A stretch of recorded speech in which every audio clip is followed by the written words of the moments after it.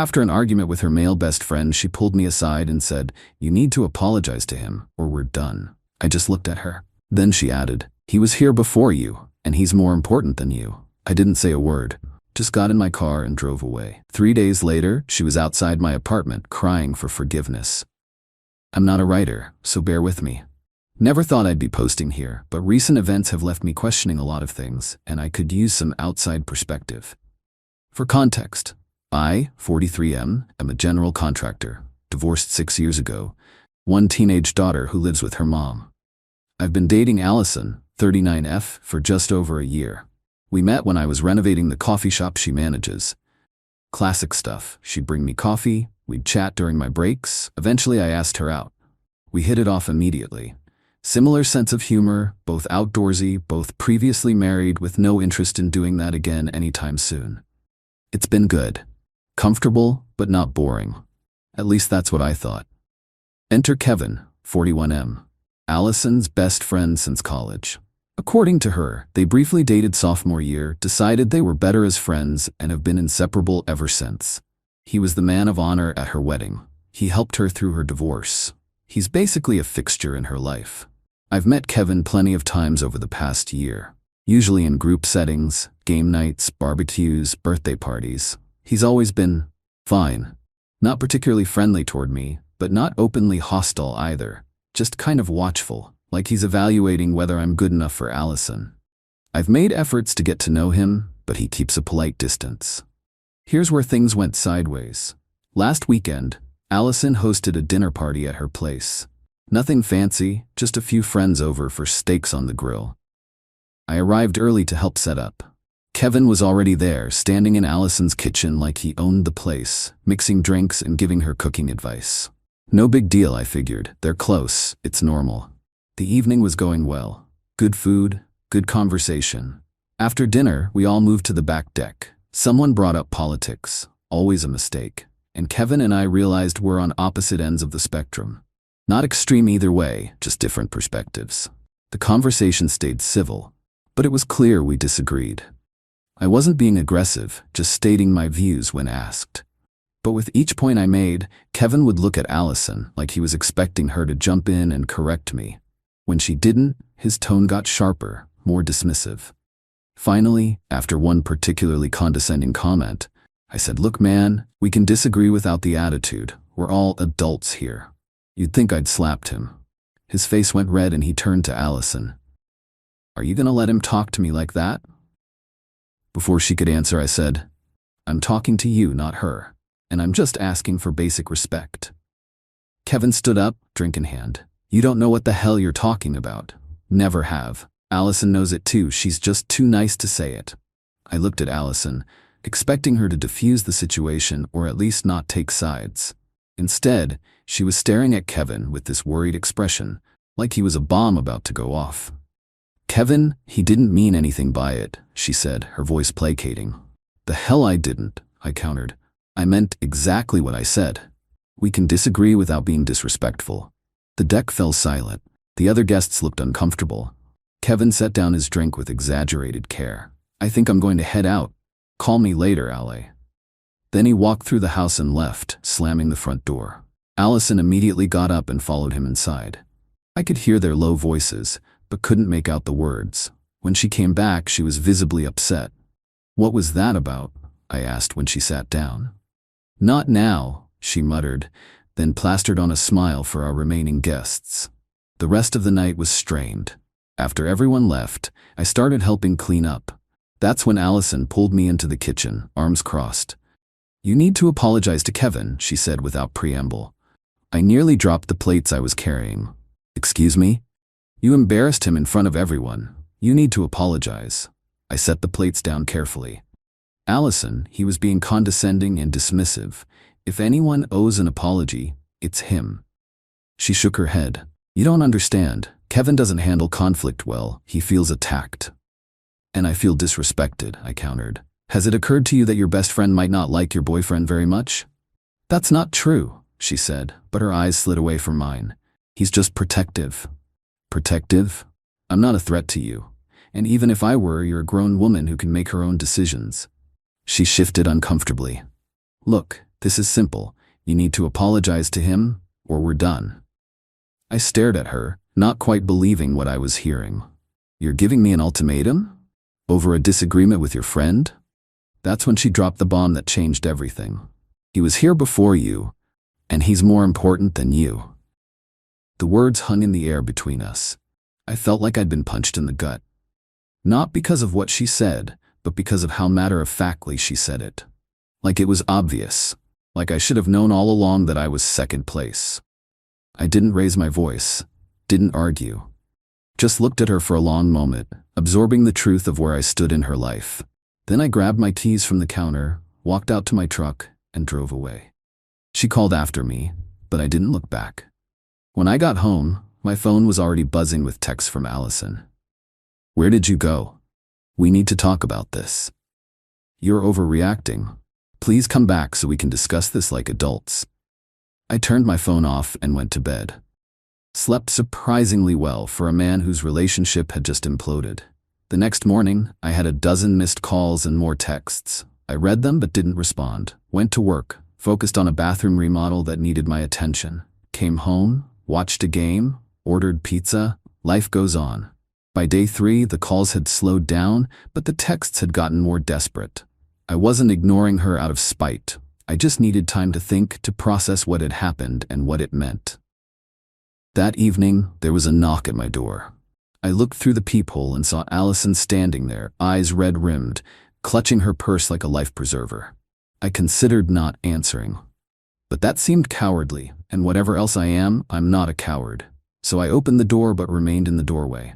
Can I come in? She asked, her voice small. I don't think that's a good idea. Please, I need to explain.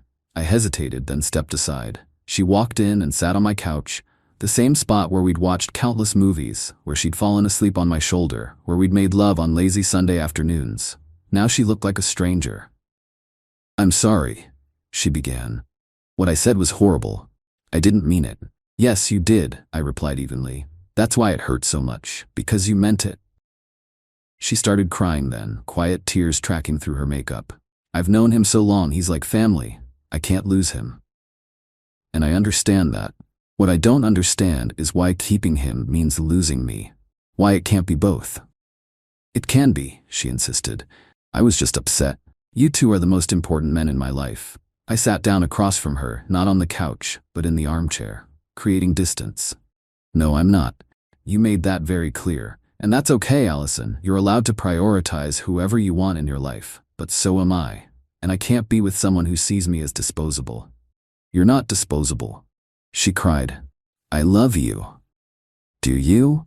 Or do you love how I fit into your life when Kevin approves? Because the moment I disrupted that balance, you were ready to throw me away. She had no answer for that. Has he always disliked me? I asked. Or just since things got serious between us? She looked down at her hands. He worries that you'll hurt me, like my ex did. So he appointed himself your permanent guardian, and you've let him. It's not like that, she protested, but weakly. Isn't it? Be honest, Allison. Has he ever liked anyone you've dated? The silence was my answer. I deserve better than this, I said finally. And so do you, by the way. A real friendship wouldn't hold you hostage. A real friend would want you to be happy, even if that meant sharing your attention. She started crying harder then. Told me she'd had a huge fight with Kevin after I left, that she'd realized some things about their friendship that had been bothering her subconsciously for years. That she wanted another chance with me. Part of me wanted to give in, to hold her and say we'd figure it out. But a larger part, the part that remembered her cold statement about who mattered more, held firm. I think we need some time apart, I said. I need to decide if I can be in a relationship where I'll always be second best. And you need to decide if you're ready for a relationship where you aren't constantly deferring to someone else's judgment. She left reluctantly, after extracting a promise that I would at least think about giving us another chance. I promised I would think about it. And I have been. It's been 5 days now. Allison has texted every day, not pressuring, just checking in. Apparently Kevin is furious with her for choosing me over him, even though she hasn't actually done that. Just questioning their dynamic was enough to trigger a meltdown on his part. Her sister called me yesterday, said she's been trying to tell Allison for years that her relationship with Kevin wasn't healthy, that he didn't want to be with her romantically but couldn't stand seeing her with anyone else, that this was a pattern they'd all watched repeat with every boyfriend since college. I don't know what I'm gonna do. Part of me loves her and thinks maybe we could work through this. Another part knows that old patterns are hard to break, and she's had 20 years to normalize this bizarre friendship. For now, I'm taking it one day at a time, getting some clarity by myself, remembering that I'd rather be alone than be someone's second choice. We'll update if anything significant changes. Thanks for reading this far. Edit. Wow, woke up to hundreds of comments. Thanks for the support and advice, everyone. To answer some common questions. 1. No, I don't think Kevin and Allison are sleeping together. This isn't about sex, it's about control. 2. Some of you mentioned that I abandoned her at the dinner party. I left after everyone else had gone and she'd made it clear where I stood in her priorities. I didn't strand her or create a scene. 3. Many of you have asked if there were warning signs I missed. Looking back, yes, Kevin texted her constantly, often while we were together. She would always respond immediately. He had opinions about everything from what restaurants we should try to whether I was right for her. And there was that time he crashed our weekend getaway because he was in the area, 2 hours from where he lives. 4. To those suggesting I'm being too hard on her, maybe. But I've been in one relationship where I wasn't a priority. My marriage. It took years of therapy to recognize my worth after that. I won't do it again. 5. And yes, to clarify, we never lived together. Allison has her own apartment across town, which is why she showed up at my door rather than already being there. We discussed moving in together eventually, but weren't there yet. Update: 10 days later. Allison and I met for coffee yesterday. Neutral territory, a place downtown neither of us frequents. She looked tired but determined. She spoke first, telling me she'd been doing a lot of thinking and had some revelations about her friendship with Kevin. Apparently, after our argument, she started noticing things. How he subtly dictated her choices. How he created crises when she was focusing on other relationships. How he'd conditioned her to prioritize his feelings above everyone else's, including her own. She showed me texts he'd sent after their fight, manipulative, guilt-tripping messages about how she was throwing away 2 decades of friendship and choosing some contractor over family. Reading them made my skin crawl. This wasn't a friendship, it was emotional hostage-taking. The most telling part was when she admitted that Kevin had hated every man she'd ever dated, had actively sabotaged several relationships, had even told her ex-husband intimate details about her past specifically to create problems between them. And she'd always forgiven him, always maintained the friendship, always put him first. I don't want to live like that anymore, she told me. I've already talked to a therapist. I have my first appointment next week. I told her I was proud of her for recognizing the unhealthy dynamic, but that I needed to protect myself too. We agreed to take things very slowly. Casual dates, no pressure, while she works through her issues with professional help. Kevin, predictably, has escalated. When cutting her off emotionally didn't work, he tried a new tactic, showing up at her workplace, sending flowers, acting like the perfect friend who just wants her happiness. Classic manipulation. To her credit, Allison has maintained firm boundaries. She told him they needed space and that their friendship would need to change fundamentally if it were to continue at all. I'm cautiously optimistic, but proceeding with eyes wide open. Some of you warned me to run for the hills, and I understand that perspective. But I've seen how hard she's working to break free from this dysfunctional relationship, and that counts for something. We'll update again when there's more to share. Update: 1 month later. Things have progressed in unexpected ways. Allison has been consistent with therapy and has maintained boundaries with Kevin, who responded by alternating between love bombing and rage. Classic abuser tactics. The final straw came last week when he showed up drunk at her apartment, demanding to be let in, yelling that I had brainwashed her. She called the police. They removed him, and she filed a restraining order the next day. It was painful for her, but also clarifying. She told me it was like finally seeing the full picture after years of looking at individual puzzle pieces. She's been connecting with friends she'd drifted away from during Kevin's reign. His possessiveness had slowly isolated her over the years. As for us, we're dating again, taking it slow. I've attended a therapy session with her to better understand how to support her without overstepping. Her therapist explained that breaking free from a codependent relationship is like deprogramming from a cult. It takes time and patience. Kevin has apparently moved on to trying to turn mutual friends against her, with limited success. Most people have seen his true colors now, particularly those who witnessed his behavior firsthand. A few close friends have even reached out to apologize for not saying something sooner. That said, some mutual acquaintances have taken his side, believing his twisted version of events. Allison says that's been difficult, but also revealing, showing her who her real friends are. Kevin's workplace, he and Allison work for different companies, thankfully, has also gotten involved after he repeatedly tried to contact her through their business email. Her HR department documented the incidents and helped her establish professional boundaries, including blocking his email domain and alerting front desk security about the restraining order. I'm impressed by Allison's strength through all this. Recognizing and addressing toxic patterns isn't easy, especially long-standing ones.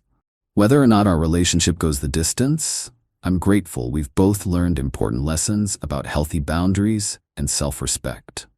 For those who suggested I should have just apologized to keep the peace, this was never about politics or a minor disagreement. It was about a fundamental imbalance in how she valued our relationship versus her unhealthy attachment to Kevin. Sometimes walking away is the only thing that breaks the spell. Final update. 6 months later, Allison and I are still together, and things are better than they've ever been. She's continued with therapy, which has helped her recognize and address other patterns beyond just her relationship with Kevin. The restraining order expired, but Kevin has largely stayed away. He's apparently started a campaign to rewrite history among their mutual friends, casting himself as the victim who was replaced. Few are buying it. Those who witnessed his behavior at the dinner party and afterward have a pretty clear picture of the dynamic. Allison has apologized multiple times for what she said that night, but I've told her actions speak louder than words, and her actions have consistently shown that she's committed to building a healthy relationship based on mutual respect and appropriate boundaries. We're moving in together next month. Taking that step feels right now, in a way it wouldn't have 6 months ago. We've had our share of disagreements since that night, but they're different now. We talk things through as equals without outside interference. To the person who commented that you can't compete with history, you're right, but that's not what this was about. It was about recognizing that history isn't always healthy just because it's familiar. Sometimes the longest relationships in our lives are the most damaging. Thanks to everyone who offered advice and support during a difficult time. Sometimes standing your ground and knowing your worth is the best form of self-care. And sometimes it gives others the courage to stand their ground too.